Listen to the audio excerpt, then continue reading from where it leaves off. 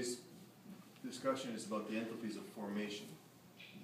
Many types of enthalpies have been measured, such as the enthalpy of vaporization, of fusion, and of combustion. But the enthalpies of formation are useful because by subtracting the value of the sum of all the enthalpies of formation of the products in a reaction, rather by subtracting the enthalpies of formation of the reactants from the enthalpies of formation of the products, we can find the enthalpy for a reaction. So once we write a balanced reaction, all we have to do is look up the individual enthalpies of formation for each one of the products involved in the reaction, and then by doing this small calculation, we can find the enthalpy for the reaction itself. Without actually doing the reaction, we can predict the enthalpy.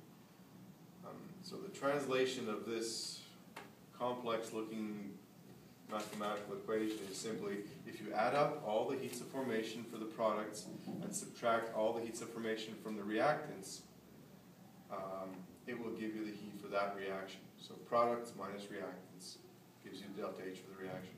What is heats of formation? I forgot to define that. Heats of formation are based on the energy needed to form a substance, or the energy released when elements in their standard states, that's the key point here, standard states are used to form a substance. So if an element is in its standard state, its enthalpy of formation is zero. So for example, if you were to look up the enthalpy of formation for oxygen gas, diatomic oxygen gas will have an enthalpy of formation of zero. Diatomic hydrogen has an enthalpy of formation of zero as well.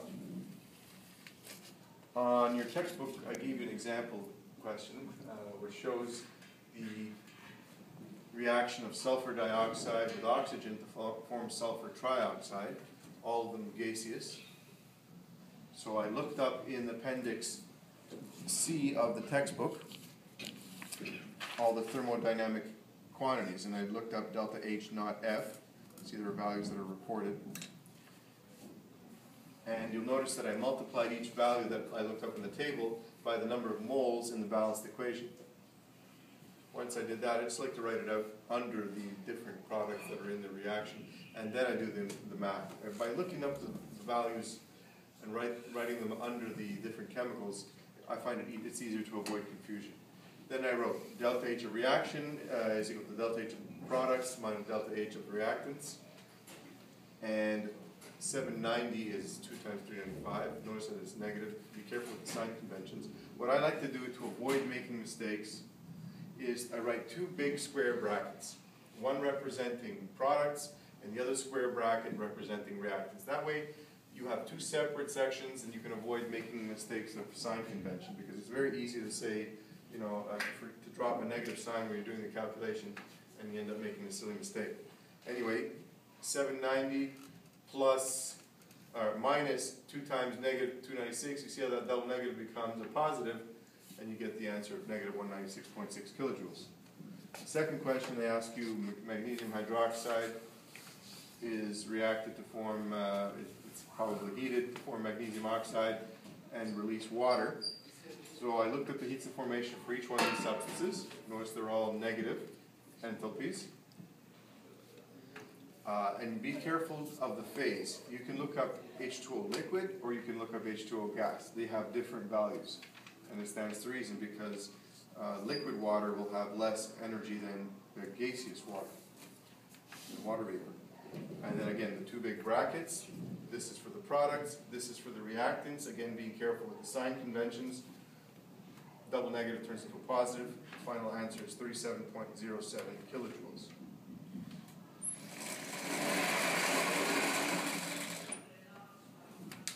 I forgot to mention these questions are from the 10th edition of Brown.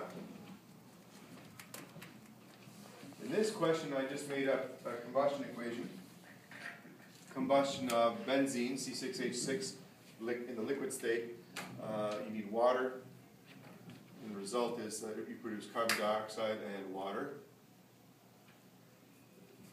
And if you look up all of the enthalpies of formation, you'll notice that oxygen has an enthalpy of formation of 0 because oxygen in its elemental state in gaseous form has no heat of formation. Again, the big square brackets, delta H of products minus delta H of reactants.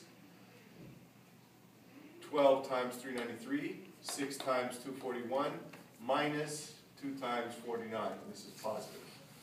Final result, negative 6,270 kilojoules for the reaction as written.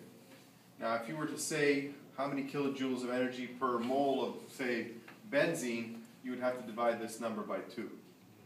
Because this reaction has 2 moles of benzene, 15 moles of oxygen, 12 moles of CO2, and 6 moles of H2O. So you don't put kilojoules per mole for these type of answers, unless you're asked specifically how much energy is evolved when 1 mole of water is produced. If you were asked the question in that way, then you'd have to divide this number by 6, because this reaction talks about 6 moles of water being produced.